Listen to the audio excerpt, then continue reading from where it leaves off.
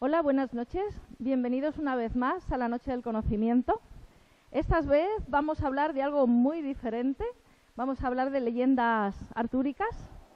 Y nuestro amigo Gonzalo Zalaya, que es estudioso del tema y aficionado, nos va a hablar de Camelot, la caballería y criaturas de leyenda. Aquí os dejo con Gonzalo.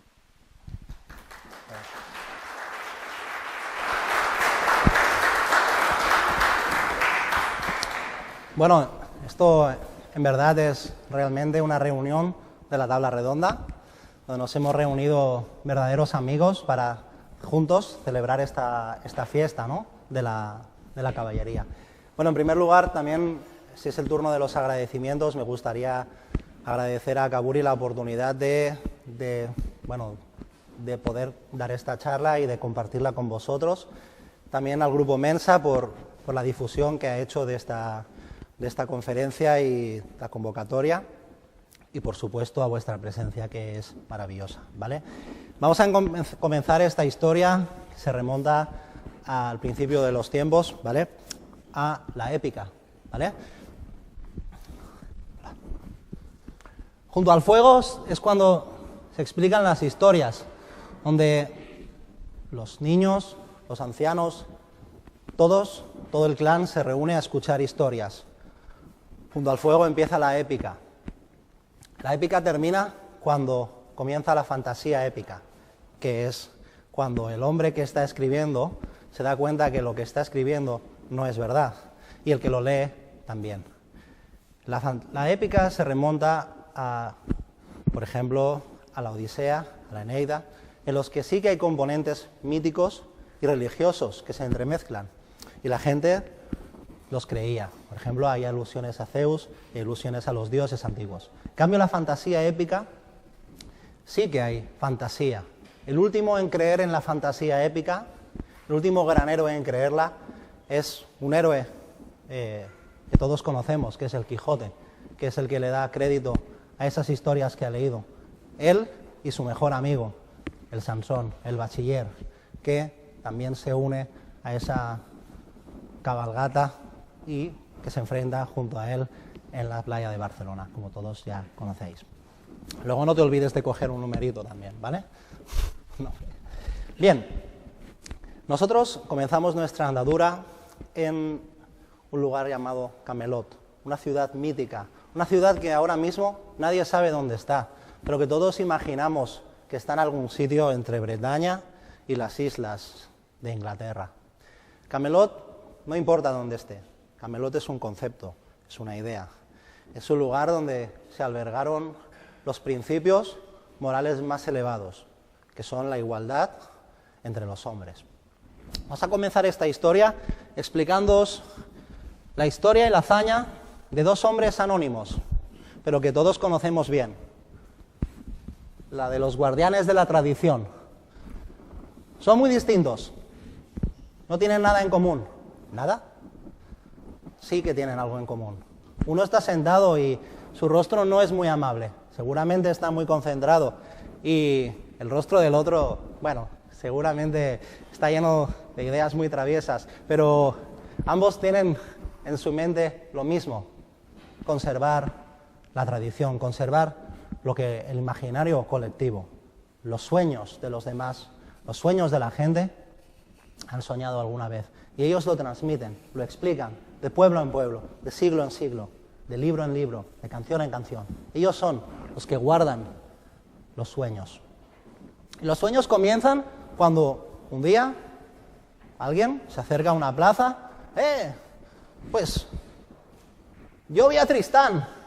Sí, eres un mentiroso. No, le vi. Y mató un dragón. Cuéntamelo. Y entonces explica la historia. Pero alguien lo ha oído. Y en el siguiente pueblo explican la historia de una forma diferente.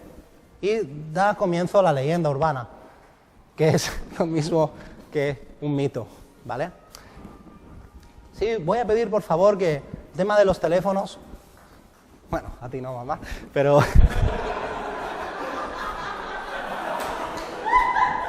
No, a mi madre es azúcar, pero...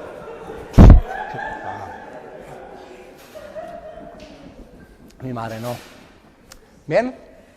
Bueno, tenemos a Geoffrey de Monmouth y tenemos a Thomas Malory y tenemos a otros muchos que a lo largo de la historia se han ido encargando de transmitir las historias.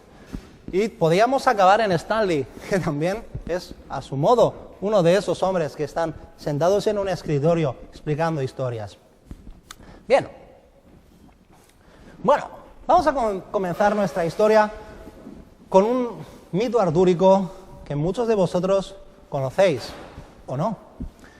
No voy a dar por sentado nada y voy a empezar a explicaros esta historia porque cada bardo, cada juglar, la explica de una forma diferente. Y cuando estuvimos en Francia y hoy un amigo, nos la explicaron de una forma y me gustaría que explicárosla como nosotros la entendimos y como nosotros la sentimos en aquel momento. La concepción de Arturo comienza en una noche lluviosa, pero no es una noche nada triste, es una noche en la que el rey Uther Pendragon, el unificador, el pacificador, celebra una fiesta. Es un hombre justo que ha traído la paz y también el orden. Es un hombre que se ha hecho querer por sus hombres y por sus soldados. Es un hombre que posee la espada de la justicia, Excalibur. Es por lo tanto un hombre amado por su pueblo.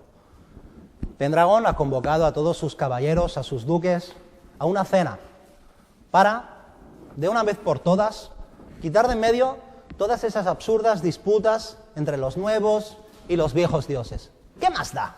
Somos caballeros, tenemos que defender al reino, eso es lo único que importa. ¿Qué más da ese nuevo dios de Roma?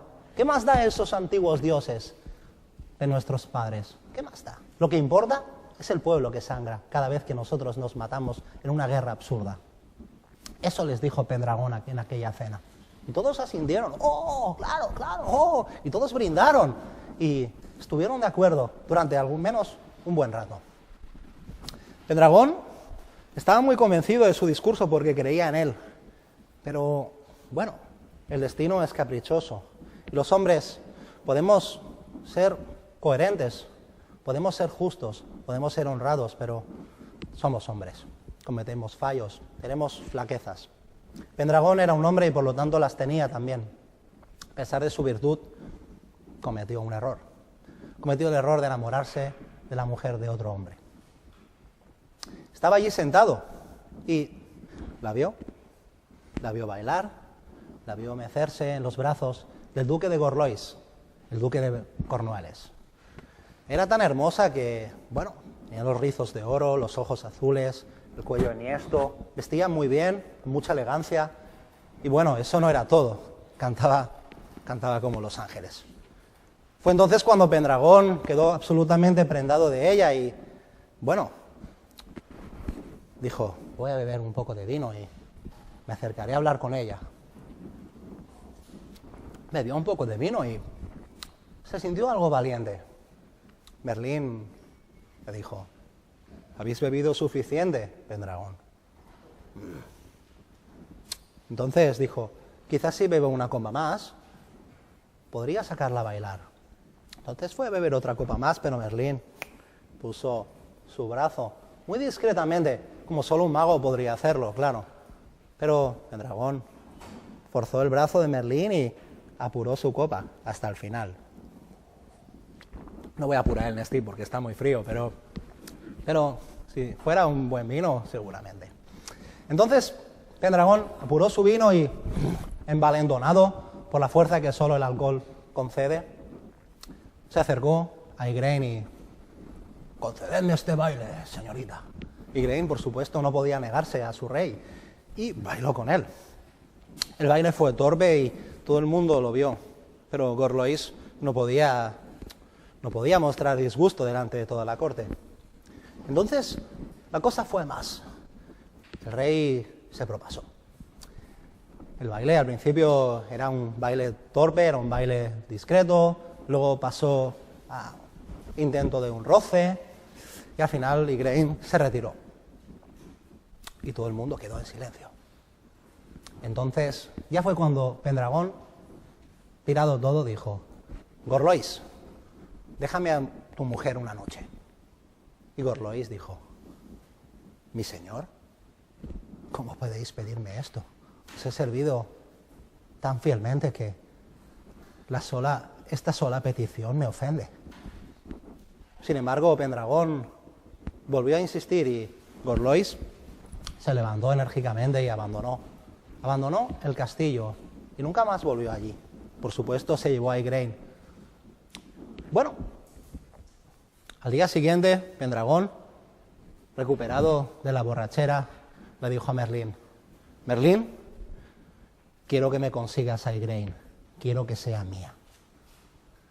Merlín le dijo: bueno, ¿quieres a Igraine? Bueno, de acuerdo, vamos a dar un paseo, vamos a pensar, vamos a conversar. Dieron un paseo, pasearon por un bosque y Merlín le pidió a Pendragón que le dejara su espada durante un momento. Quizás había alguna mella en ella, quizás tenía alguna pequeña muesca, quizás. Pendragón confiaba en Merlín ciegamente, así que le entregó su espada y Merlín fingió durante unos instantes que sopesaba la espada, la colocaba junto al sol para calibrar el brillo y después la encajó en una roca, traicioneramente. Y ahí la dejó.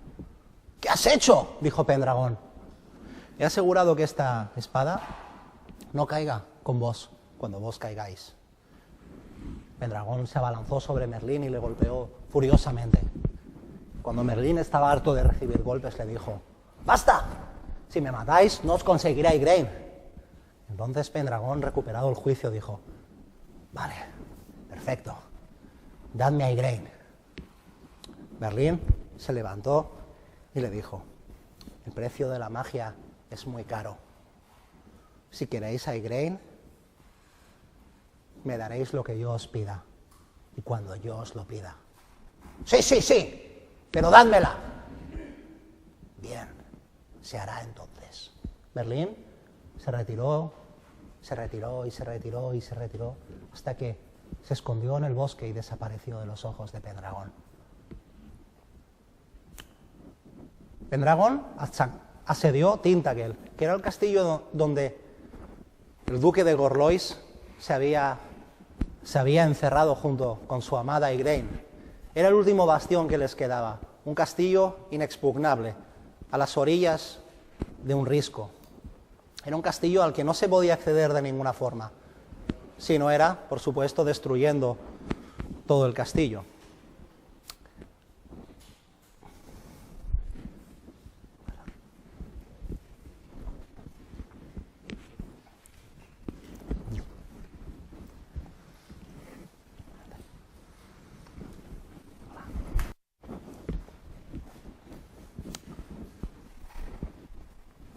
Bien, el asedio era, como os digo, se prolongó durante un año y era imposible de acceder al castillo de Tintagel de ninguna forma.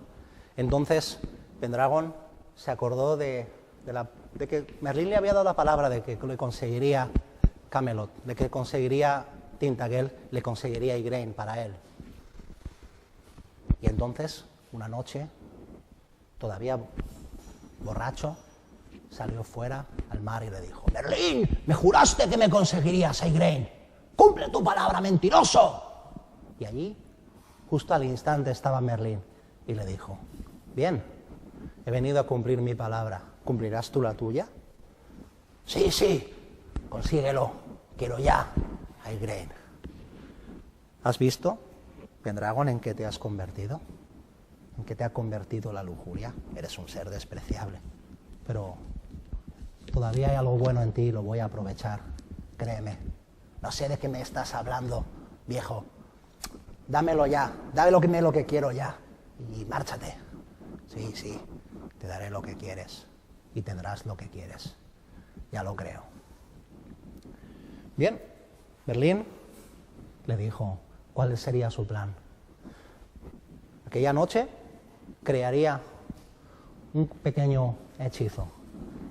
Convertiría a Pendragón en el duque de Gorlois y de esa forma podría entrar en el castillo de Tintagel. A cambio, Pendragón tendría que sacrificar a 100 de sus hombres.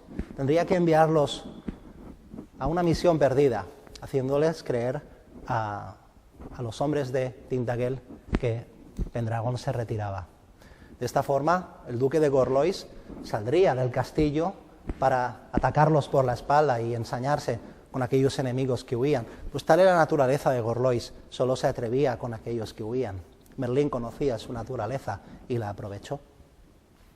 Todo sucedió tal como Merlín había pensado. Pendragon envió a aquellos 100 hombres al matadero y Gorlois salió detrás de ellos. Pero Merlín se encargó de que Gorlois muriera en aquella trampa. Y después aprendió su cara.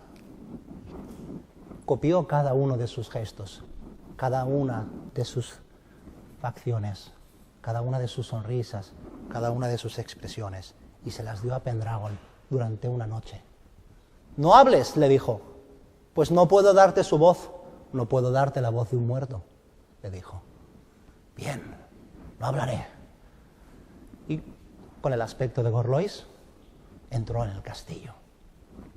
Allí poseyó a la pobre Igraine, y de esa unión nació, como ya todos sabéis, Arturo. Bien, pasaron muchos meses, nada más se supo, y Pendragon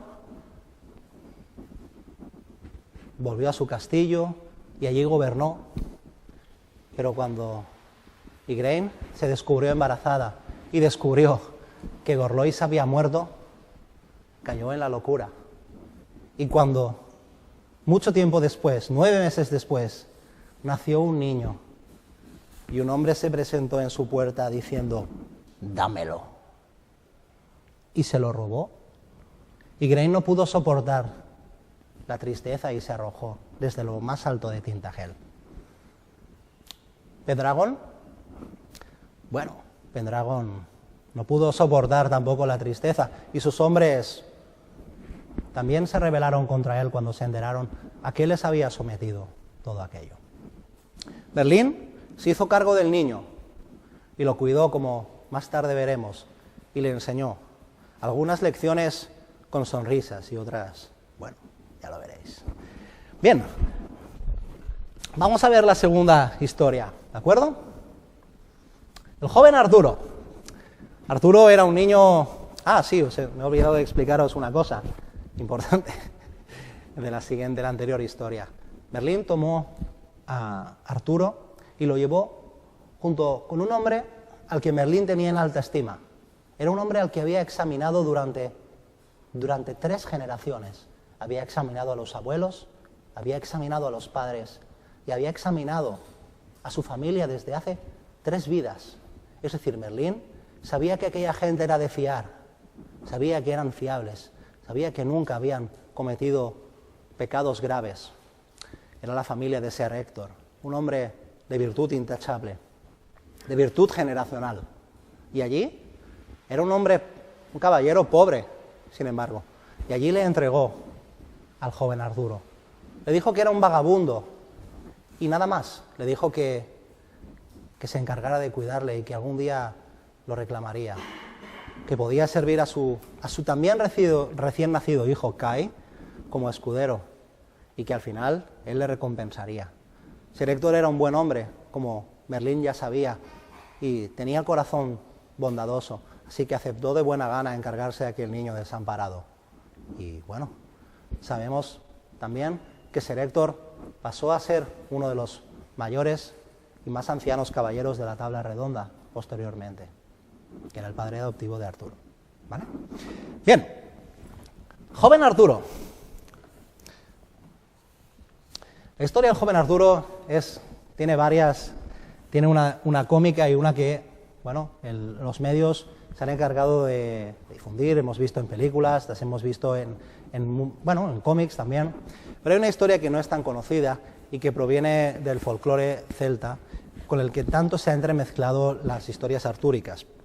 No en vano, las historias artúricas provienen de una mezcolanza de la raíz romano-celta con la raíz celta antigua, ¿de acuerdo? Entonces, durante unos siglos, todas esas historias que los romanos habían traído sobre sus propios héroes y los celtas ya tenían, se entremezclaron indivisiblemente, hasta que se convirtieron en un folclore propio por sí mismo, propio por derecho, ¿vale? Una mañana, Ser Héctor, como ya hemos dicho, el padre adoptivo de Arturo, se acerca, despierta a Arturo, no con este gesto. Arturo, ha sido muy peliculero. Niño, no. Arturo, le dice, han vuelto a incendiar el pueblo en el que él era el terrateniente, uno de los pueblos que estaban a su cargo. Arturo, chaval, tú que eres espabilado, han vuelto a quemar el pueblo, uno de los pueblos. Es otra vez ese mago, estoy hasta las narices de él. Arturo, otra vez ha sido, siempre es lo mismo, siempre es en otoño. ¿Y qué vamos a hacer? No lo sé, niño, tenemos que hacer algo. Estas historias suenan muy como un chiste. Tienen un principio muy cómico y se resuelven también de una forma muy cómica. Se explicaban normalmente a los niños antes de dormir y cuando no querían comer. Esto es interesante porque son historias de niños explicadas para niños y por eso tienen este tono tan cómico con el que os voy a explicar esta historia. La otra historia tenía un tono más serio, más grave, más trágico. Esta historia va a tener un tono más cómico, ¿vale? Quiero que entendáis un poquito la diferencia, ¿vale? Entonces, Ser Héctor, bueno, ¿qué vamos a hacer? No lo sé, tío Héctor, tenemos que hacer alguna cosa. Bueno, vamos a intentar mantenerlos despiertos, ¿de acuerdo? Pero, ¿cuándo ataca? ¿Cuándo ataca el mago? No lo sé, mira, te explico cómo funciona. Cada otoño viene el mago y durante las noches de Lugnasa, de Samhain, todos nos dormimos. Es un hechizo que él lanza. Hagamos lo que hagamos, todos caemos en un sopor y nos quedamos dormidos. Da igual lo que comamos, da igual lo que bebamos, dormimos. Y durante ese sueño él nos roba. Y luego si se divierte nos quema o nos roba los bueyes, nos roba el grano. Es un villano. Bueno, y podríamos preparar algún vino especiado o comer salmón. El salmón dicen que después de trepar, después de ascender por los ríos, es más fuerte y es más ágil también y ayuda a mantener despierto al hombre. No, lo hemos probado todo. No funciona. Bueno, Ser Héctor estaba muy desesperado porque sabía que pronto iba a llegar el siguiente otoño y que las cosechas se le iban a ir. El primer pueblo ya había comenzado a arder, luego vendría el segundo y el tercero era el del propio Ser Héctor, así que Arturo no tenía mucho margen de maniobra. Aquella noche Arturo tuvo una idea. Se fue al segundo pueblo y tenía un perro que se llamaba Montignac. Entonces, bueno, le dijo, Montignac. Había mantenido a Montignac sin comer una sola salchicha durante 2 semanas y Montignac estaba muerto de hambre, muy despierto, como solo puede estarlo despierto un perro famélico.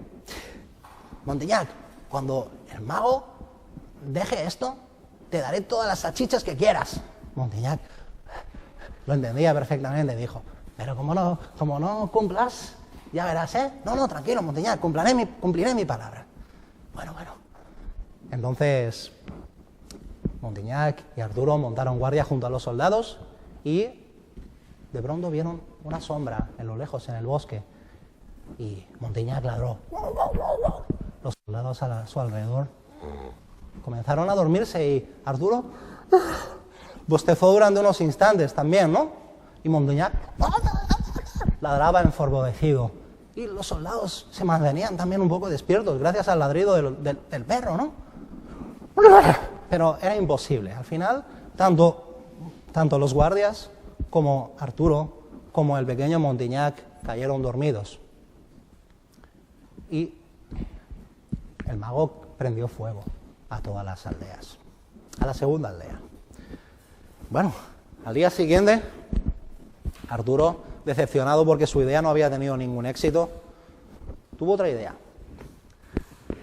Cogió una lanza y se la colocó aquí y montó guardia de esta forma. Así, cuando el mago lanzara su hechizo, el dolor lo mantendría completamente despierto. Al menos impediría que el dolor le afectara mágicamente. Entonces, cuando el mago lanzó su hechizo, el dolor era tal que Arturo estaba despierto y vio como una figura cubierta por una capa, con un bastón, se acercaba hacia él. Y entonces Arturo, apartándose la lanza, que solo se la había apoyado, no se la había ensalzado, sino que se la había apoyado un poquito, se retiró la lanza y le lanzó un golpe muy torpe. Fue el golpe muy torpe que un niño de 7 años es capaz de dar, y tampoco fue un golpe muy audaz, pero fue lo suficientemente audaz como para que aquel mago se asustara, y aquel mago no era otro que Merlín, y Merlín dijo: muy bien, chico, ya estás listo. Entonces, a partir de aquel momento, Merlín lo tomó como pupilo y se dio cuenta de que Arturo había desarrollado la inteligencia que él tanto esperaba que tuviera, pues Merlín sabía que Arturo tenía algo de mágico dentro de él. A partir de ese momento es cuando Arturo recibe un entrenamiento tanto mágico como guerrero. Es decir, que Arturo representa el paladín, tal como nosotros lo conocemos, que puede combinar habilidades tanto mágicas como de guerrero, ¿vale? Es decir, conoce, ¿vale? Es ahí la grandeza de Arturo, que es capaz de conocer los secretos que se hallan más allá de la realidad, los secretos sobrenaturales. Por eso él inicia la búsqueda del Grial, porque comprende la importancia de hallarlo, y también es capaz de combatir, de liderar un ejército. No es un pusilánime, porque sabe cómo luchar, ¿vale? Es decir, es el guerrero perfecto que aúna la sensibilidad de un místico con el liderazgo de un general poderoso, ¿vale? Muy bien. Y, bueno, la historia de la espada de Excalibur, de cómo Arturo la extrae. Uy, ¿la conocéis? Spoiler. ¿La conocéis? ¿La conocéis, sí? ¿O pasamos a otra historia? Votaciones populares. ¿Qué os parece? Porque tenemos otras historias, ¿eh? ¿Qué os parece? ¿Queréis escuchar la historia de otra? Venga, venga. Muy bien. Pues vamos a la acción. La porción del campeón. Bueno, esto es un augurio. Me han bebido violencia. Esto es un augurio de violencia. Es una historia muy larga, pero creo que es muy interesante. Y es la historia de tres hermanos que se enfrascan en una búsqueda maravillosa. Os ruego que estéis muy atentos porque, bueno, os va a cautivar, espero que os cautive. Voy a poner todas mis habilidades. Esta historia no es tan conocida y las otras dos sí que os suenan más, son más conocidas por los filmes, por los medios, por los cómics, por los videojuegos, pero esta es más rara, ¿vale? Bien, la porción del campeón es una historia que comienza con una invitación formal de Morgause, que es la hermanastra de Arturo. Arturo tenía dos hermanas, Morgana y Morgause. Morgana era la consejera de Arturo, normalmente era la persona, como veréis, que era la benefactora de Arturo, que le ayudaba en la historia que yo os explico. Luego hay muchas versiones. Morgana siempre es la gran perjudicada en muchas versiones, normalmente pulp, normalmente pop también. Morgana es un personaje que se ha convertido en el blanco fácil en el malo de todas las series de televisión de los 70 y de los 80, pero Morgana tiene un papel mucho más importante que luego os recomendaré, ¿vale? En una recomendación, incluso hay personas aquí pues podrán hacer unas recomendaciones muy válidas. Por lo tanto, yo os voy a defender y os voy a introducir otros personajes que quizás no conocéis tanto, que también tienen mucha importancia en el ciclo artúrico. Morgause, la hermanastra por lo tanto, de Arturo, es un ser despreciable, convoca una cena en su casa, en un castillo que ella dispone. Es la mujer del rey Lot. El rey Lot es un familiar lejano también del rey Arturo y nadie quiere ir a esa cena.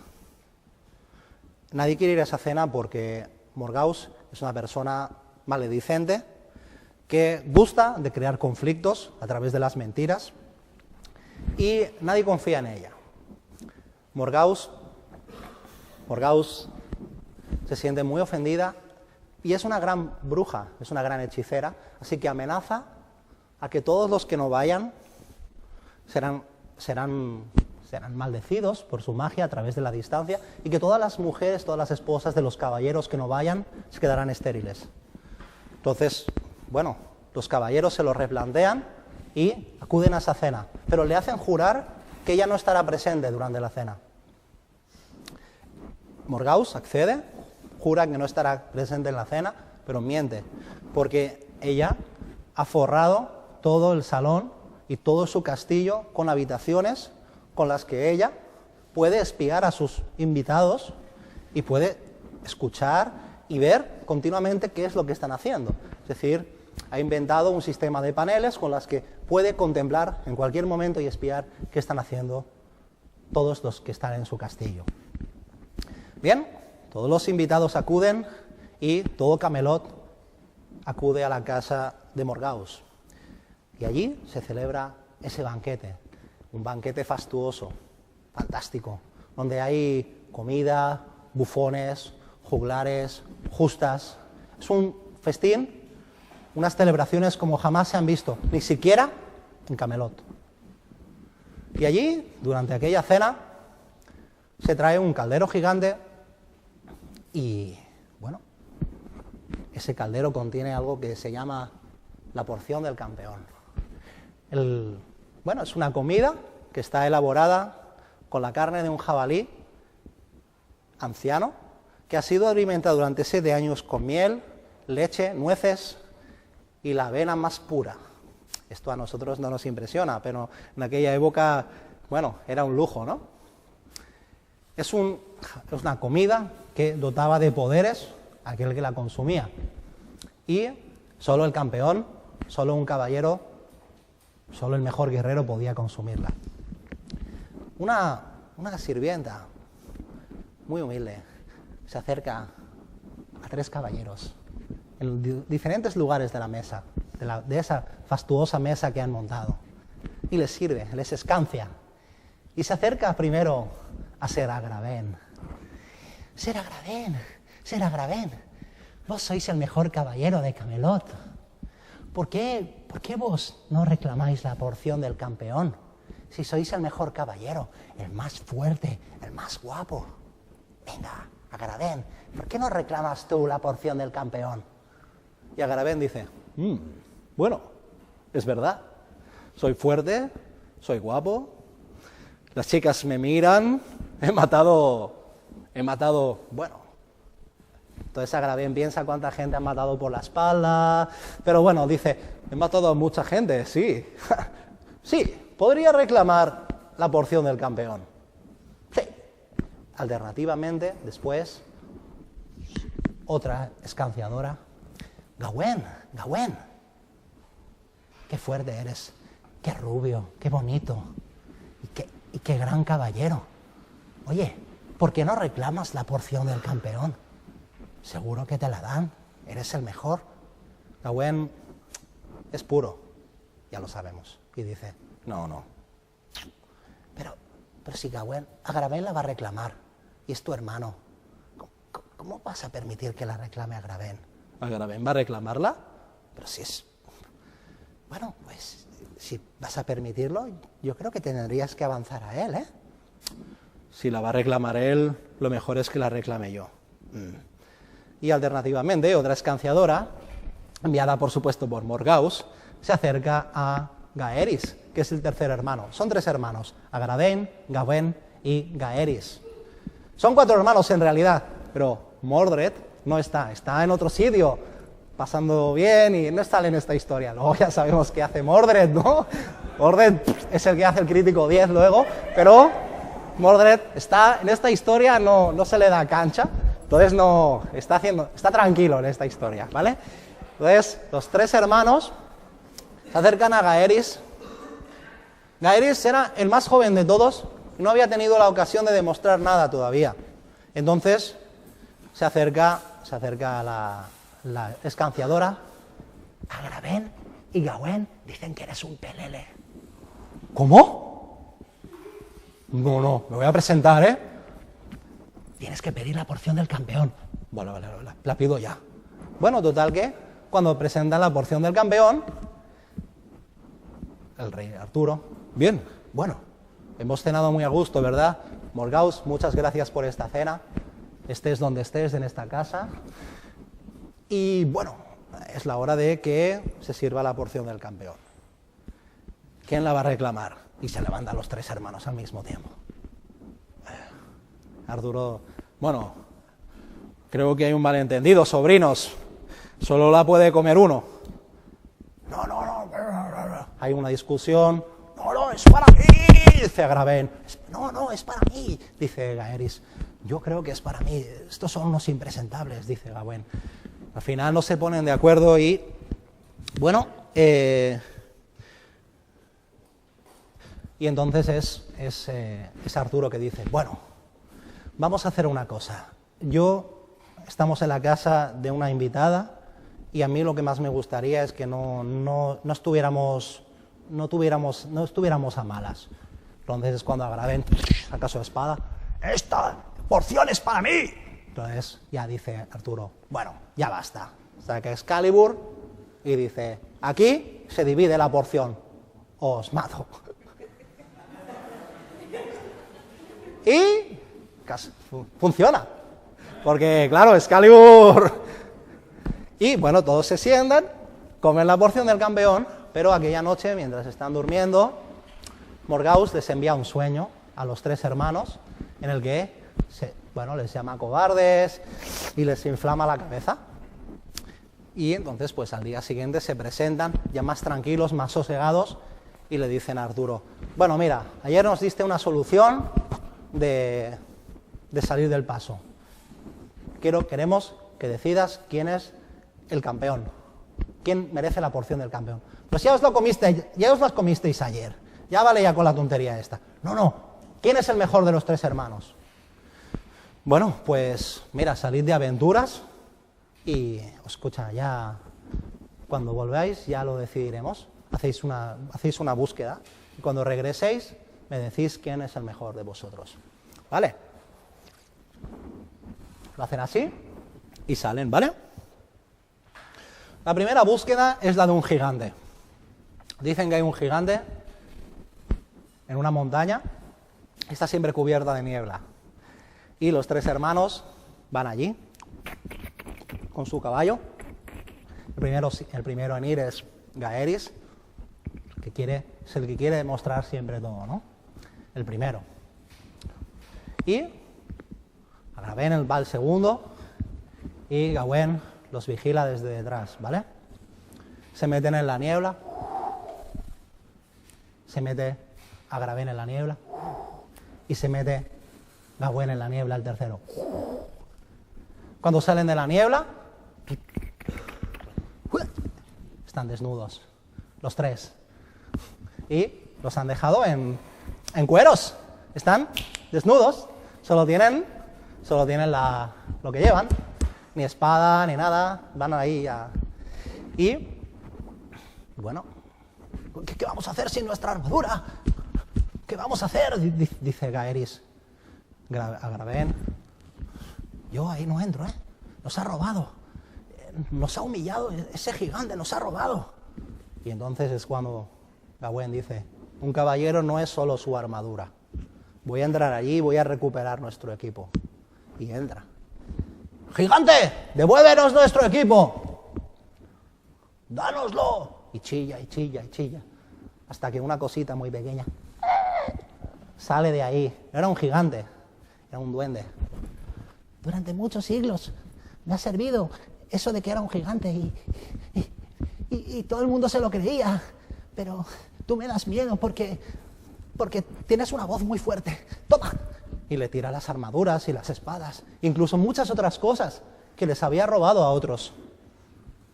Y Gawain sale de la niebla con una armadura todavía más hermosa, con una espada todavía más hermosa y con una capa todavía más hermosa que la que llevaba. Y también es generoso, así que les entrega objetos, copas y muchas cosas más a sus hermanos. Le dice a Gawain, estabas compinchado, lo tenías pensado desde el principio, seguro que era algo que habías planeado con Merlín. Y se va. Y lo dejan allí, su hermano, el pequeño. Y Gawain se queda allí, con su capa ondeando al viento. Bueno, vamos. Y regresan al castillo. La segunda prueba. Arturo, aquella misma noche, les dice, bueno, chicos, ¿habéis ganado al gigante? He sido yo, dice Gawain. Es mentira, he sido yo. Bueno, vale, idos a dormir. Aquella misma noche Arturo visita en privado a cada uno de los 3 hermanos y les entrega una copa. A Gawain, sobrino, me han dicho que eres el campeón, que has vencido al gigante tú solo. Oh, sí, he sido yo en verdad. Lo decapité y le vencí. Ha sido un combate muy duro, fijaos, apenas puedo mover el brazo, pero me recuperaré porque soy fuerte, claro, tío. Algún día tengo que heredar tu reino y... Bueno, tranquilo, Gawain, toma, esta copa es para ti y quiero que sepas que eres mi campeón. Gracias, tío, gracias. Bueno, va a picar a su otro sobrino, Gawain.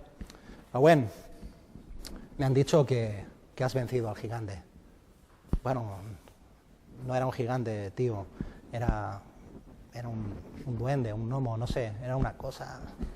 Era un ser diminuto que se valía del engaño para vencer. Era un ser asustado, como mi otro hermano. No le deis no, sé lo que tratáis de hacer, es un consejo de Morgana para que nos llevemos bien, ¿verdad? Sí.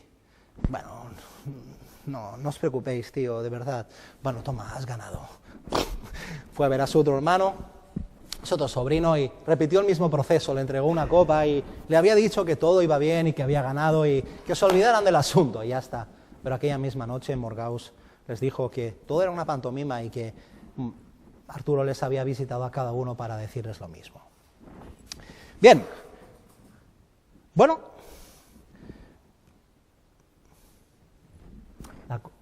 Llega un momento en que Morgause al día siguiente se manifiesta, rompe su juramento durante la cena y les dice, bueno, habéis hecho muchas cosas para demostrar vuestra valía, pero Arturo ha demostrado no ser un rey, bueno, a la altura tampoco. Yo os propongo un reto adecuado. Hay un caballero llamado Ser Kilmer, que os espera. Es un caballero que ha derrotado a muchos enemigos, incluso mató a un dragón. Si le matáis, bueno, si le vencéis, incluso, bueno, podríais demostrar algo. Él tiene sus condiciones, pero, bueno, podríais demostrar algo si le vencéis allí.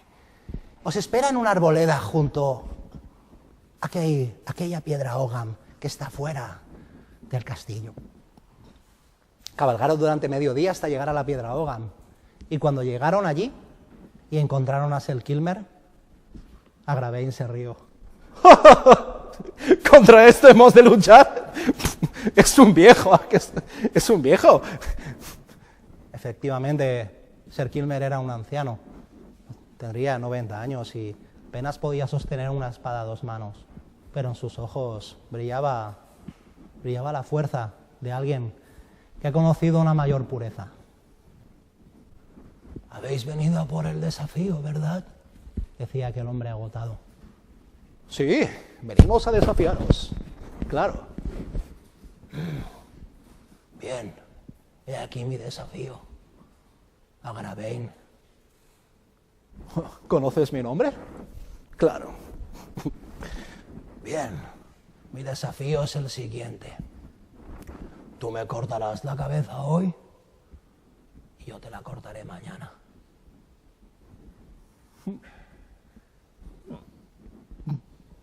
Vale. Gawain se desmontó del caballo. Sacó su... Estuvo durante unos minutos eligiendo qué espada iba a escoger y dijo, al final se decantó por su espada de 2 manos porque siempre le había dado muy buen resultado. Y se colocó y... Muy bien, viejo, ¿estás preparado? Y le cortó la cabeza al viejo. La cabeza rodó y se fue. Bueno, para su asombro, el viejo se arrastró, cogió su cabeza y se la puso. Gawain se puso más blanco de lo que era y chilló. Y se fue, montó a su caballo y se fue corriendo. Al día siguiente, Gaerys acompañó a su hermano Sir Gawain, pero solo para asegurarse que sería capaz de matar al anciano, pero Sir Gawain se negó. No voy a matar a un anciano. Por mucho que te vuelvas a coger la cabeza, no pienso matarte. No hay ningún honor en ello. Bien, entonces me lo pones muy difícil. El anciano alzó su espada y arremetió contra Gawain. Gawain se pensaba que aquel combate iba a ser un juego de niños, pero en un momento dado se dio cuenta de que era su propia vida la que corría peligro, pues aquel viejo luchaba con la fuerza de un demonio. Las espadas bailaron durante una mañana, durante toda la tarde. Vas a perder el sorteo. Igual no le toca al grial y... Bueno, pelearon durante toda la tarde, durante toda la noche, hasta el amanecer siguiente. Y cuando Gawain estaba completamente exhausto, lanzó un tajo y la cabeza del viejo rodó por el suelo. Gawain cayó de rodillas y lloró. Y regresó al castillo, porque no sentía que había conseguido nada. Nada absolutamente. Aquella era una victoria vacía. Aquella misma noche, mientras estaban cenando, Gawain no probó bocado. Estaba en silencio y si hubiera probado aquel vino, no habría sabido dulce, habría sabido salado de sus lágrimas. Y entró una brisa de aire frío. El rastrillo del castillo estaba subido. Los guardias, ninguno de ellos había ni bebido ni se había quedado dormido. Pero alguien entró en el castillo, alguien montado a caballo. En un caballo tan verde como esta menta que ha traído mi madre, tan verde como las esmeraldas, tan verde como la esperanza. Su armadura estaba llena de musgo, de hiedra, y su barba era frondosa, mucho más que la mía, repleta de hojas de todos los árboles que habéis visto y que veréis alguna vez. Entró en un caballo de una envergadura descomunal y cuando entró dijo: ¿quién de vosotros se atreve a cortarme la cabeza? ¿Tú, Gawain, asesino de ancianos?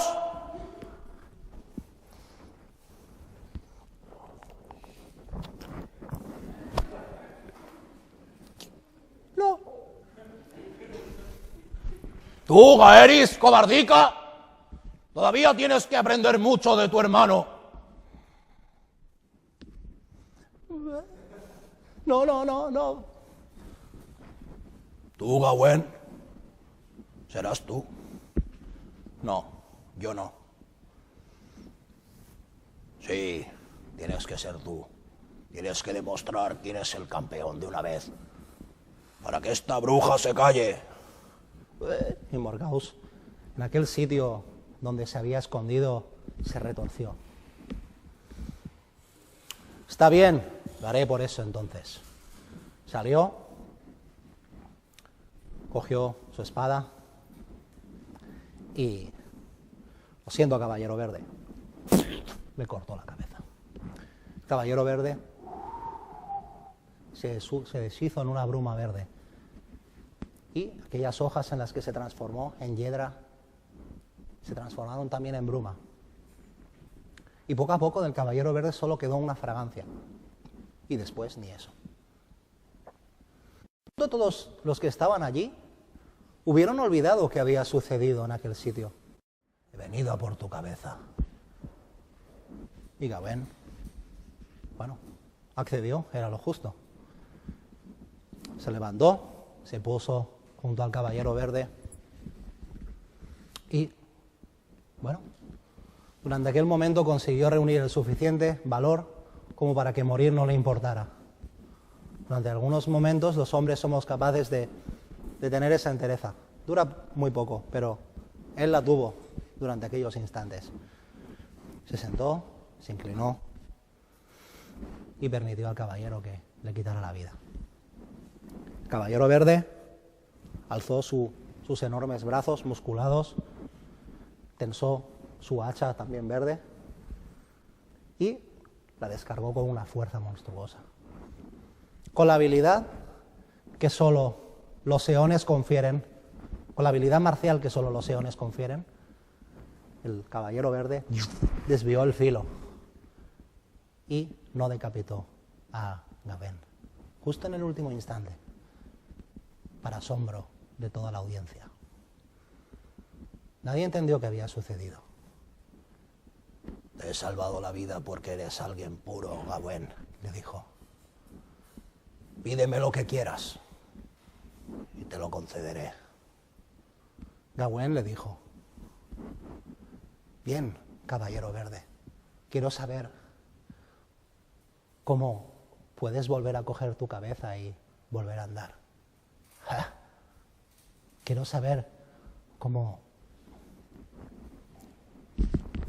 ese hombre tan anciano puede luchar con la fuerza de un joven y sin cansarse.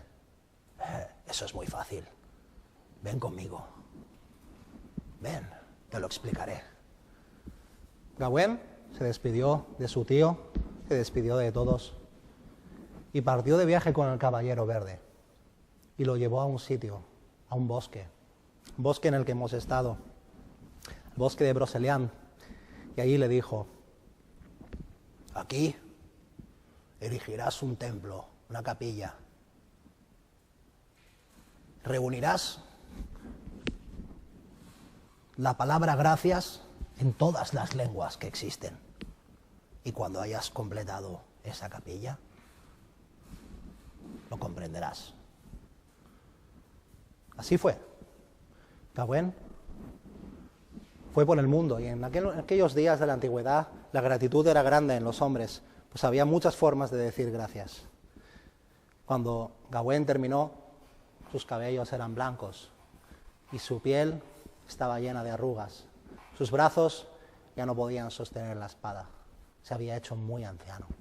Pero aquella capilla humilde había sido completada. Y una madrugada, cuando se despertó, descubrió al Caballero Verde a su lado. Estaba como aquella última vez en la que se vieron, aquella última vez en la que le pidió que construyera la capilla. Y le dijo, bien, muy bien, ahora sígueme. Lo llevó a un lago, lo acompañó y lo cogió con la ternura con la que un padre cogería a un niño de 3 años. Pues Gawain ya no podía valerse por sí mismo. Lo acompañó al lago y allí vieron a una mujer joven, emerger del lago. Era tan bella que intentar describirosla sería fútil y malgastaría palabras. Imaginaosla tan bella como solo vuestros pensamientos pueden. Había cogido con la cuenca de sus manos el agua del mismo lago. Y se acercó a Gawain y le vertió un poquito, solo un poquito de aquella agua en sus labios. Cuando Gawain despertó, había recobrado su vigor, su juventud, pero al mismo tiempo se sentía muy viejo, como si tuviera la experiencia de 1000 vidas, y sin que eso le pesara, además. Cuando regresó a Camelot, era como si todo hubiera sido la misma tarde, como si el tiempo no hubiera pasado. Y entonces cuando le preguntaron, Gawain, ¿dónde has estado? ¿Qué has hecho? Nada, le dijo, solo he estado aprendiendo a decir gracias. Bueno.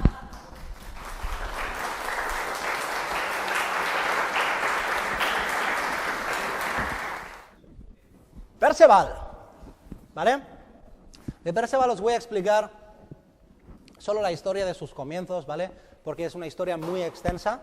Y os voy a explicar uno de los principios, de los comienzos, de las posibles, del principio de sus andaduras, de por qué se le llama Perceval. Pero eso solo es, como ya sabemos, una tradición oral, ¿vale? Leyendo a Tomás de Monmouth, os podéis dar cuenta de que se le llama Percival, Percifor y de 1000 formas diferentes, ¿vale? Yo os explicaré una raíz etimológica diferente y, bueno, podréis mirar, comparar y comprar la que más os guste, ¿vale? Perceval es un muchacho que ha crecido en una villa en Gales, en aquella Gales post-romana. Roma ha caído en la más absoluta de las desgracias y con ello ha dejado Inglaterra, la actual Inglaterra, Britania, a su suerte. Tardarán 100 años en Britania en darse cuenta de que Roma les ha abandonado y todavía esa gente desdichada de Britania creen que Roma les va a enviar refuerzos, les va a enviar tropas y creen todavía a pies juntillas que siguen perteneciendo a Roma. Es una ilusión, es una mentira. Roma ya no les va a enviar tropas jamás y es una cultura que va a tener que reinventarse y que va a tener que fusionarse poco a poco con las culturas locales hasta que siglos más tarde llegan los sajones y es la cultura que luego ya se les incorpora y los define actualmente, ¿vale? Como os estaba explicando, la madre de Perceval, no sabemos, al menos nadie me lo ha contado, cuál es su nombre original. Podría llamarse de cualquier forma, pero no lo sabemos, ¿vale? Entonces él, es un muchacho joven, de unos 12, 13 años, es un niño, y vive en una villa romana a la usanza de los romanos, con unos esclavos, y con una peculiaridad. En su casa no hay ni una sola arma, ¿vale? No hay ni una sola arma, no hay ni un apeo de metal. ¿Esto por qué? La madre de Perceval ha descubierto cuáles son los horrores de la guerra y detesta cualquier cosa que pueda infligir el mal a los demás. Esto se muestra después en el profundo sentido de la justicia que Perceval tiene después, en que jamás empleará las armas para infligir un castigo o un daño innecesario. No es un caballero, como hemos visto, que infrinja un daño gratuito o que mate sin ninguna necesidad. No es un sádico, es un héroe porque posee un arma, pero jamás la utiliza salvo en el caso de extrema necesidad. Volviendo a lo que os estaba explicando, en casa de Perceval no hay un arma disponible y su madre lo mantiene, como os he explicado, alejado de toda realidad concerniente a la guerra. No es entrenado en la guerra y recibe una formación clásica. Bueno, esto se debe a que el padre de Perceval había sido un hombre de armas, pero murió en alguna contienda y la mujer desolada transmite este temor, este odio, este disgusto por la guerra y por la desgracia que trae consigo. Un día, Perceval sale y se encuentra con unos bandidos que están asaltando a una muchacha. Él, sin más armas que un palo, instintivamente, innatamente, arremete contra esos bandidos y los ahuyenta y consigue salvar a la muchacha. Eres un héroe, le dice ella. No, simplemente he hecho lo que debía. No, le dice ella. Muchos hombres habrían huido. Eres un héroe, le dice. Bueno, él, confuso, regresa a su casa, ¿no? Y le dice a su madre, mamá, hoy he visto unos hombres. Intentaban matar a una chica y yo la he salvado. La mujer se asusta y ¿qué has hecho? No, simplemente les he arremetido y los he desmontado del caballo. La mujer se asusta, eres como tu padre. Tienes su mismo instinto. Poco a poco, Perceval, en su casa, practica con ese palo que le permitió ayudar a esa chica, porque se da cuenta de que es algo que puede ayudar a los demás. Hasta que un día, en uno de sus paseos, una tarde de otoño, se encuentra a unos hombres muy extraños. Son unos hombres que están hechos de hierro. Están montados en un caballo, pero es de hierro también. Y sus pieles son de hierro y tienen unos dientes de hierro en las manos. Son monstruos. ¡Monstruos!, les chilla. ¡Monstruos! Y uno de esos hombres se acerca. Chico, ¿qué te pasa? No te hemos hecho nada. Sois monstruos. Tranquilo. Sois los que matasteis a mi padre. No hemos matado a tu padre. ¿Quién eres? Soy Perceval. Les dice. Tranquilo, chico, tranquilo. Aquella tarde, ellos le explican cosas sobre la guerra. Le dejan sostener una espada. Y cuando él la sostiene, se da cuenta de que eso es la mejor sensación que ha experimentado nunca. La espada baila en sus manos. Y cuando monta en un caballo, se da cuenta de que el caballo obedece a cada uno de sus movimientos. No es como esas mulas de tirar el arado que tiene su madre. No, es un caballo de guerra, entrenado para cargar en el combate. Es un animal que está hecho para entender los pensamientos de un hombre cuando todo es caos a tu alrededor. Entonces le dice uno de esos hombres, chico, ¿te gustaría entrenar con nosotros? Vamos a estar aquí un tiempo. Podrías entrenar cada tarde con nosotros hasta que nos vayamos. ¿Qué te parece? Perceval les dice, bueno, es tentador. Podría intentarlo. Sí, vale, pero tendré que venir a escondidas. Bueno, vale, haz lo que quieras. Así que él cada tarde se escapaba por la ventana del granero y cruzaba el puente para ir a entrenar con aquellos hombres que habían venido del otro lado del mar, desde la Bretaña. Hablaban una lengua muy rara. Al caballo le llamaban cheval, pero, bueno, ¿qué más daba? Eran sus entrenadores, eran sus amigos, sus nuevos amigos. Un día se colocaron uno frente a otro en el puente. Era el día en el que le iban a enseñar cómo ajustar. Y entonces Perceval se montó en el caballo, colocó su lanza, y el otro, un hombre ya mayor, llamado Tristán, le dijo, bien, tienes que colocar la lanza así, chico. Yo te golpearé y tú tendrás que levantar el escudo, ¿de acuerdo?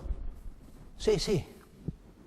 Tristán cargó y Perceval fue lento. Tristán golpeó en el escudo y Perceval cayó del caballo y cayó al agua desde el puente. ¡Ja! ¡Perceval!, le dijeron. Has perdido el caballo, le dijeron. Has perdido el caballo. Perceval. Y de ahí se transformó a Perceval. Eso es una de las raíces etimológicas que dicen que puede ser el origen del nombre de uno de los caballeros más renombrados de la tabla redonda. Os voy a explicar brevemente el tema de la tabla redonda. La tabla redonda se conserva actualmente, lo que dicen en Windsor, una de las tablas redondas que pudieron haber existido, pero os voy a explicar quién la fabricó. La fabricó Enrique VIII y colocó en el centro la rosa roja de los Tudor. Nadie menos adecuado para construir una tabla redonda y colocar en ella su símbolo. Enrique VIII es la persona menos adecuada para compararse con el rey Arturo, pero, así que nunca penséis que esa es la tabla redonda, ¿de acuerdo? Si alguna vez la veis. Aparte de esto, vamos a explicaros. La tabla redonda es, si alguna vez existió, un prodigio de la artesanía, ¿vale? Estaba pensada para un número de caballeros X. Algunos piensan que era para 25, en cuyo caso su diámetro sería de 8 metros. Algunos piensan que su diámetro era para 100 caballeros, en cuyo caso su diámetro sería 25 metros. Las dimensiones se disparan hasta lo absurdo, porque si contamos todos los caballeros que conforman la tabla redonda, los que salen en los spin-offs, los que salen en los what ifs, los que salen en los ovas, los que salen en Thomas Mallory, los que salen en la expansión, los que salen en la tabla redonda, me diría 300 metros, ¿vale? Entonces, la tabla redonda, independientemente de que sea un objeto físico, que yo creo que no lo es un símbolo, ¿vale? Pero si nos tenemos que remitir a que es un objeto físico, les voy a explicar de dónde procede, ¿vale? La tabla redonda es un regalo que le hace el padre de Ginebra a Arturo cuando se casa con ella, ¿vale? Es un regalo del suegro, ¿vale?, para recordarle que era asimismo propiedad de Pendragón, ¿vale? Es decir, es un regalo de rebote, era propiedad de Pendragón, Pendragón se lo concede al padre de Ginebra y el padre de Ginebra se lo vuelve a regalar a Arturo, así que es uno de esos regalos que dando vueltas, ¿no?, hasta que el regalo más barato, ¿vale? El transporte, pues podemos imaginar que también era muy sencillo porque era llevarlo así, ¿no?, rodando. Entonces, no, bromas aparte, es un regalo que hace el padre de Ginebra para recordarle a Arturo la equidad y la justicia. Una cosa que Arturo no olvidaría jamás y que tenemos que decir a su favor, ¿vale? Y, bueno, sí, es que ahí, ¿vale? Arturo, lo que pasaba es que tenemos que pensar, había un espacio en esta mesa ficticia, un espacio que se llamaba el asiento peligroso, y nunca se sabía exactamente en qué asiento se iba a sentar el rey. De esta forma no existían los favoritismos. Arturo podía sentarse cada día en un lugar aleatorio. De esta forma tú no podías, me he sentado al lado del rey, soy muy importante. No, él se sentaba un día aquí, otro día allí, otro día allá. El único que podía escoger en cualquier sitio en el que sentarse era Merlín, porque él podía materializar un hueco en el que sentarse y la mesa seguía exactamente como antes. Podía alterar el espacio y el tiempo y podía crear un hueco sin que nadie se sintiera desplazado, porque era tal su poder, claro, era un mago. El asiento peligroso era una silla que permanecía siempre vacía, que no ocupaba a nadie, solo podía ocuparlo alguien puro de corazón. Si tú te sentabas allí y no lo eras, bueno, podías tener problemas. Por ejemplo, no podías levantarte. O, por ejemplo, podías sufrir calambres durante un mes. O, por ejemplo, en fin, X, ¿vale? Desde las cosas más inocentes a las más, en fin, más imaginativas, ¿vale? Lo dejo a vuestra... La mesa redonda es esto, un símbolo de la igualdad que Arturo quiso expresar. Se cree que tenía un hueco entre medio para que se pudiera servir la comida entre ellos, que pudieran tener conversaciones, porque imaginamos que si las dimensiones eran tan grandes, las conversaciones no podían ser muy gentiles, ¿vale? Tenían que gritar continuamente, ¿vale? Y es en la mesa redonda donde tiene lugar el momento cumbre de la historia de la tabla redonda, que es cuando Galahad entra con el grial y se lo enseña a todos los caballeros. Y es entonces cuando todos pueden contemplar la grandeza del grial, ¿no? Antes, cuando se completa la búsqueda del grial, y Arturo ya ha sentenciado el reino, ¿no? Por esa búsqueda. Bien, ¿alguna cuestión? ¿No? Vamos al siguiente tema. ¿Qué es el Grial? El Grial, bueno, el Grial podríamos decir que es una curiosa mezcla de dos culturas, de dos tradiciones que os voy a explicar. Si nos tenemos que ceñir a la tradición cristiana, que es donde comienza toda esta historia, que podemos decir el Greal o el Santo Grial. Son tres formas de denominarlo y creedme, son tres formas diferentes de decir tres objetos diferentes también, ¿vale? El Grial comienza en el mismo momento en el que Longinus atraviesa el costado de Jesús y lo hiere mortalmente. Entonces, un hombre llamado José de Arimatea, que era un hombre muy discreto, humilde, en el que nadie había reparado, era el hombre que había organizado la cena en la que Jesús se despedía de sus amigos. Era el camarero, era un hombre sencillo. Ese hombre aparece en la historia para recuperar, para que con ese cáliz, con esa copa con la que Jesús y sus amigos brindaron, lo lleva al Gólgota, quizás para enseñárselo a Jesús, para decirle, lo guardaré.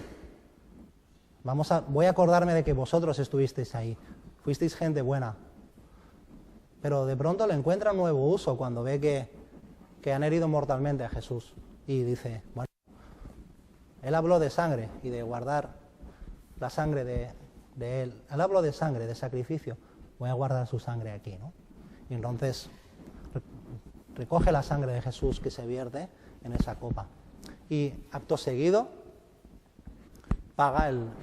se arruina pagando el funeral de Jesús y se arruina emprendiendo un viaje para poner a salvo esa copa.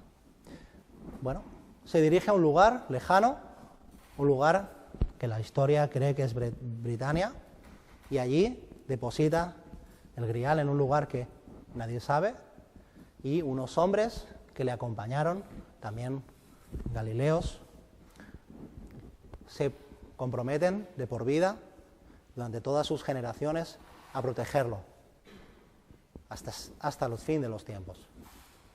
Bueno, eso es el Grial. Luego, hay otras historias que hablan de que el Grial podría tratarse de una línea sanguínea. Esta línea se trata en algunas novelas de divulgación y también en algunas películas, pero también se ha tratado de una forma muy rigurosa en algunos libros de teología.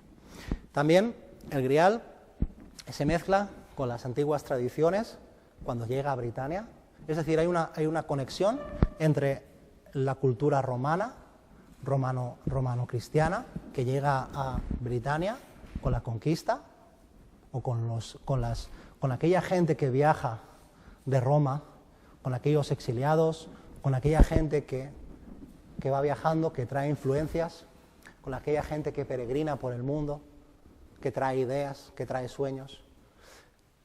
Hay una influencia entre la mezcla de la cultura romana, que hablan de un nuevo Dios, y la cultura antigua de los viejos dioses celtas, que hablan de calderos que son capaces de recuperar miembros perdidos, de recuperar juventud, de recuperar vida, de proporcionar poderes.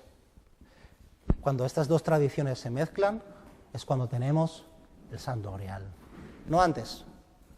El Grial es una cosa y el caldero es otra cosa, pero cuando se juntan tenemos el Santo Grial, porque el Santo Grial está dotado de poderes formidables. La regeneración, curar heridas de bala, salvar al padre Indiana Jones. No. Es decir, el Grial tiene múltiples virtudes y sobre todo no solo virtudes físicas. Ya os he explicado antes que la mayor virtud del Grial no es una virtud física, sino es una virtud de iluminación, es una virtud espiritual. Y que cuando os he explicado la anterior idea del Grial, cómo la dama se acercaba a Gauvain, no le estaba ofreciendo una copa en ningún momento, sino que le está ofreciendo cuenco de sus manos. Entonces, el grial no tiene por qué ser tampoco una copa, ni tiene por qué ser, sino que es la importancia de algo que contiene, ¿vale? Es algo que tiene algo dentro, que es a veces no es importante el recipiente, sino el contenido, pero no es una cosa sin la otra, tampoco puede ser, ¿vale? Así que, por lo tanto, el Santo Grial es un reto filosófico, es un reto místico, es un reto también histórico. Se ha buscado históricamente. Durante la historia ha habido muchas personas cuerdas y dementes que lo han buscado, que han dado mucho crédito a la historia del Grial y para muy diversos usos. Y por lo tanto el Grial es una cosa que, independientemente de que se crea o no, es importante y que tiene mucho valor cultural, porque pertenece a nuestra cultura, nos enriquece, ¿vale? Bien. Bueno, ¿desea saber más? Aquí hemos llegado al final de nuestra conferencia, de este tiempo compartido con vosotros, y aquí os voy a hacer mi recomendación. Es el momento de las recomendaciones y si aceptáis mis consejos. Bueno, aquí tenéis Las nieblas de Avalon. Aquí hay personas que se han leído Las nieblas de Avalon y os podrían explicar que es un gran libro. Ofrece una visión muy diferente del ciclo artúrico, ofrece una visión muy sana del ciclo artúrico, muy fresca y también muy novedosa, donde se huye de los clichés, donde Morgana siempre es la mala, porque sí, porque es mujer.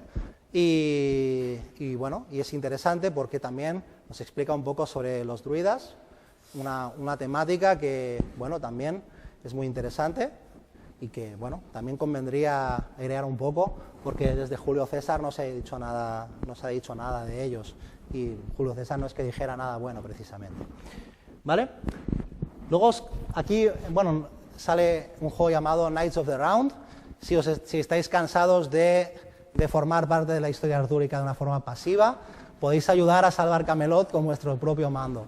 Es decir, podéis permitir que en la forma de Lancelot, Arturo o Perceval, como os he dicho, Perceval aquí ya ha crecido, ya no es un niño, y va con una hacha y puede infundir justicia. Y podéis enfrentaros al malvado Mordred de una forma muy interesante, ¿vale? Yo os lo recomiendo, se puede encontrar en emulador y podéis pasar un rato muy grato, como yo suelo, ¿vale? La película Merlín el Encantador, ¿vale? En inglés se llama The Sword of the Stone, podéis verla en los dos. Yo recomiendo verla en inglés, las canciones son muy buenas, es una película muy interesante para verla con los chavales, es inquietante, tiene el mejor duelo mágico del cine posiblemente, muy ingeniosa. Y luego viene uno de mis libros favoritos de Jean Marcal, este señor, no lo perdáis de vista si os gusta el ciclo artúrico porque es un señor encantador, vive en Pontorson, en un pueblo de Francia, es un tipo muy próximo, muy majete y es un hombre que le gusta mucho el ciclo, lo hace muy próximo, así como yo he tratado de explicar esta historia hoy, pues él lo hace también muy así, muy plano, para que todo el mundo lo disfrute y lo goce, porque es una cosa que debería estar en boca de todos, debería estar en la calle, ¿no? Tal como se explica una serie o tal como se explica algo que pasó ayer, no encofrado en una urna o protegido en un vitral o criptado en una... Esto debería estar pues como os he dicho, en la cultura popular, en el día a día, ¿no? Y la dama os guarde, ¿vale? Bueno, chicos.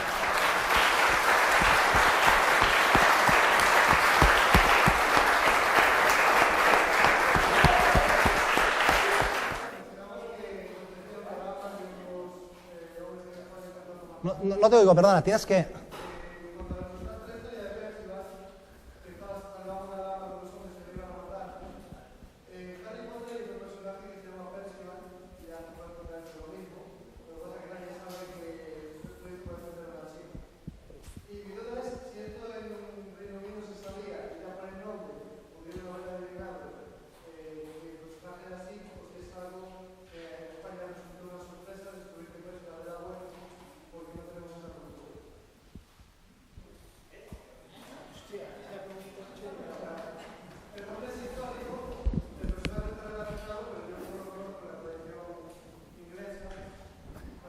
que Perceval es un personaje que esta historia es una tradición, una historia que nos explica un autor francés. O sea, no es una historia explicada por un inglés, es una historia que explica un francés sobre algo que ha pasado en Inglaterra.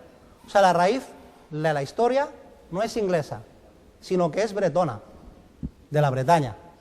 Es decir, que la señorita Rowling pues cogió, como hizo una tarea de búsqueda y, bueno, pues encontró esta información. Y ya sabes que a los ingleses les gusta mucho coger cositas y conceptos y tal, y adueñárselos. Esto es una historia originalmente bretona,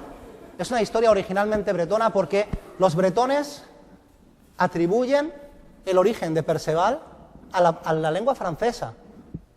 ¿Entiendes? O sea, ellos creen que la palabra Percival viene de Perceval.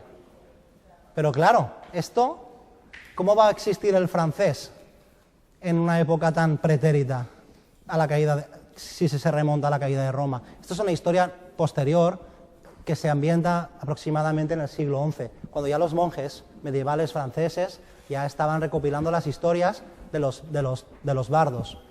Es una historia bretona que ya se recopila de los celtas. Gracias por tu pregunta, muy amable. Adelante.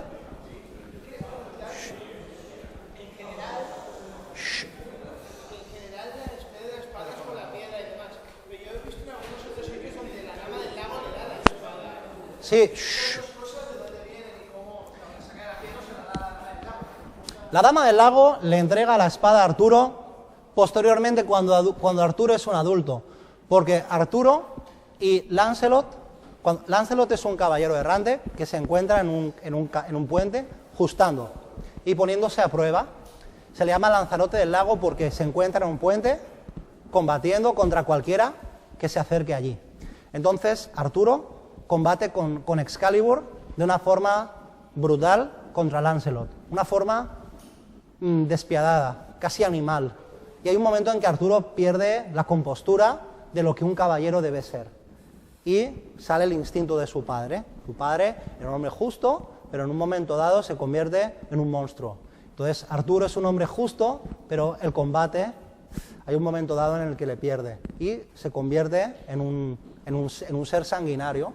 Y en ese momento, justo en ese instante en el que Arturo está vencido por el deseo de la sangre, Excalibur se quiebra, porque Excalibur no está hecha para matar, para trocear, para encarnizarse, para mutilar. No, Excalibur está hecha para impartir justicia. Y es en ese momento en el que, no sé si respondo con eso tu pregunta.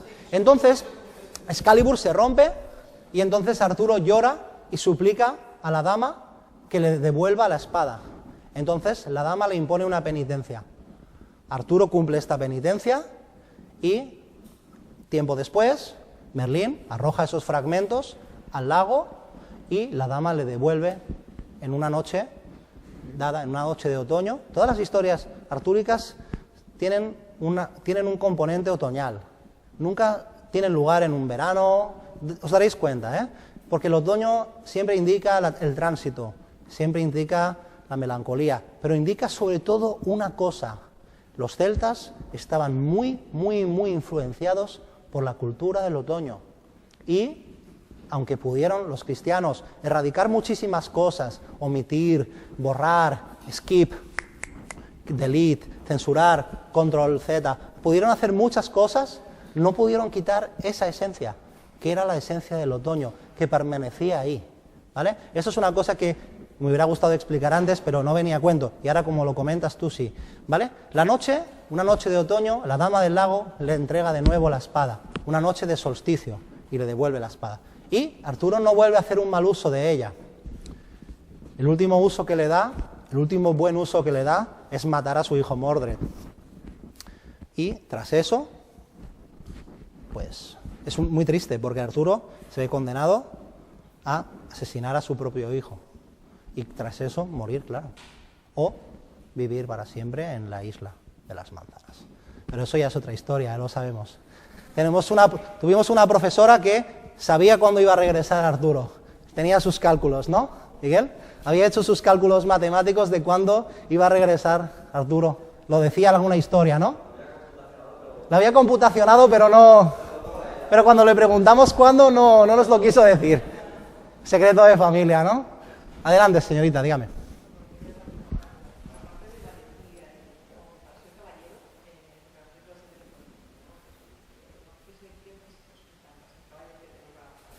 Es una gran pregunta la que me has hecho, gracias. Todas las preguntas, gracias. Un caballero no necesita... La valentía es importante, el honor, por supuesto, pero un caballero lo que necesita ante todo es coherencia y un sentido la noción del bien y del mal. Eso es lo más importante, saber qué está bien y qué está mal. Y sobre todo la camaradería, saber a quién está sirviendo, tener una causa justa a la que dedicarse, en el contexto en el que estamos hablando. Es decir, los caballeros de esta historia tienen un rey bueno al que servir, tienen un rey que actúa con justicia, que los trata como iguales, que los trata como amigos. Tienen un rey que moriría por ellos, tienen un rey con el que salen de aventuras, que les trata próximo, que nunca los trata con distancia, ¿no? Ser un caballero implica no aferrarse a las cosas, tener la noción de que todo es transitorio, pero al mismo tiempo saber que la vida es muy importante, no solo la tuya, la de los demás. Es decir, ser un caballero es ser un adalid de la vida, una persona que respeta los derechos de los demás, que respeta la ancianidad, la juventud, la vejez, a los niños. O sea, ser una persona, en resumen, íntegra. Eso es ser un caballero. Y como hemos dicho, no hace falta ni espadas, ni armaduras, no. Hace falta, eso sí, una dosis muy grande de buen humor, de entereza, de resistencia, y sobre todo, para ser un caballero y no caer, necesitas buenos amigos. Porque si te das cuenta, ni uno solo de estos caballeros, ni uno solo, está solo. Todos están codo con codo. No hay ningún caballero que fuera solo a ninguna de sus búsquedas. Todos tenían amigos buenos. Supongo que ser un caballero consiste en tener buenos amigos también. ¿Alguna pregunta más, por favor?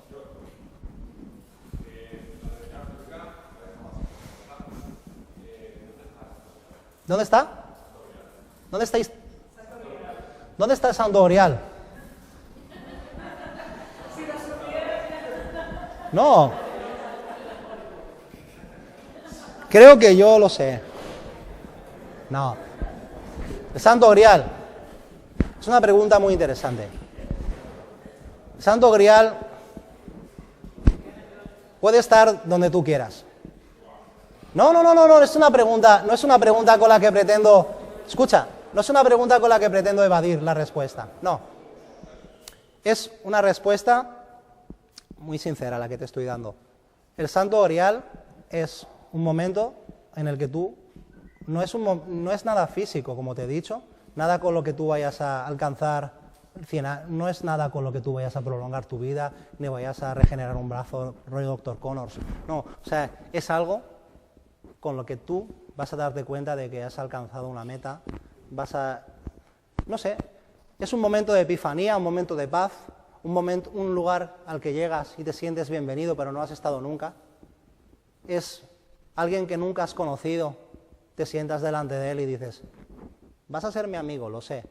Y 20 años después estás cenando con esa persona y dices, no me equivoqué contigo, no te conocía de nada. Eso es el Santo Grial para mí. Supongo que hay muchas interpretaciones de lo que es el Santo Grial o lo que no, pero cada uno tiene la suya, ¿no? Para mí el Santo Grial, pues, ¿qué puede ser? Ya te lo he dicho. Supongo que la paz mundial, que dejen de matarse los palestinos y los israelíes, que las familias que los niños que tienen que ir a comedores sociales el gobierno les pague la comida en el cole y no tengan que ponerlo las familias. Eso sería un buen Santo Grial. A eso voy. En cosas muy cotidianas, pero que al mismo tiempo son maravillosas. Eso es el Santo Grial para mí.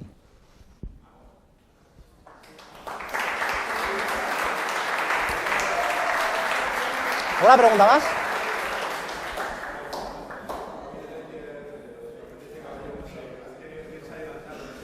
Bueno, este es Sir Heath Ledger. Es un caballero que, bueno, no solo es un actor de películas y tal, también ha salido en algunas de nuestras partidas de rol y ha tenido la ocasión de demostrar que es un personaje muy digno en la fantasía y por eso, bueno, tiene un lugar de honor, ¿no?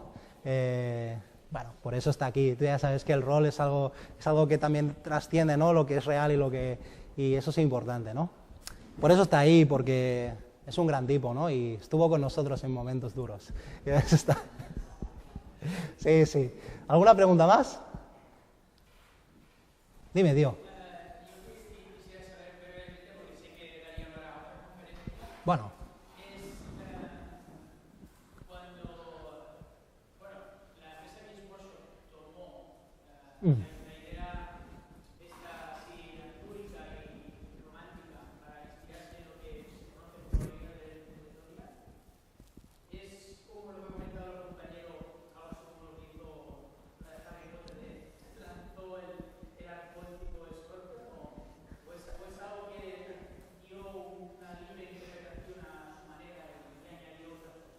Bueno, esto es una pregunta corporativa. Yo imagino que, bueno, ya sabemos la respuesta, ¿no? Yo creo que hay unas cositas, yo creo que han hecho pues un poco de coger influencias y ya está. Sí, te puedo responder esta pregunta junto a un rollito de primavera después. Porque hay cámaras. Pues. ¿Vale? ¿Alguna pregunta más? ¿Alguna preguntita más? ¿No? Digues, Marc, tu volies preguntar-me alguna cosa, sí. Digues.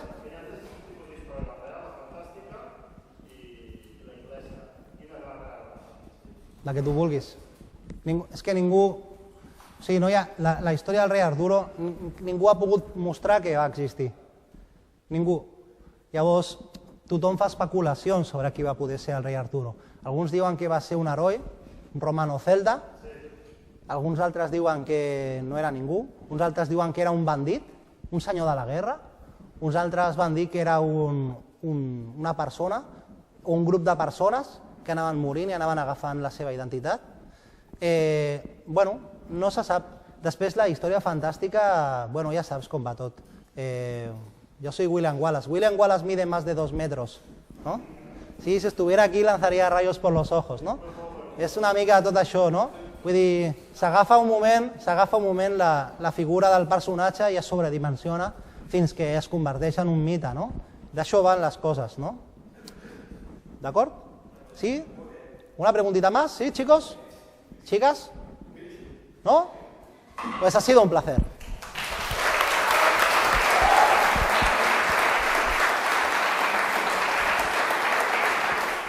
Agradeceros mucho vuestra presencia, ha sido muy grato y ha sido un verdadero honor haber estado en esta tabla con vosotros, brindando y junto a los mejores caballeros que sois vosotros.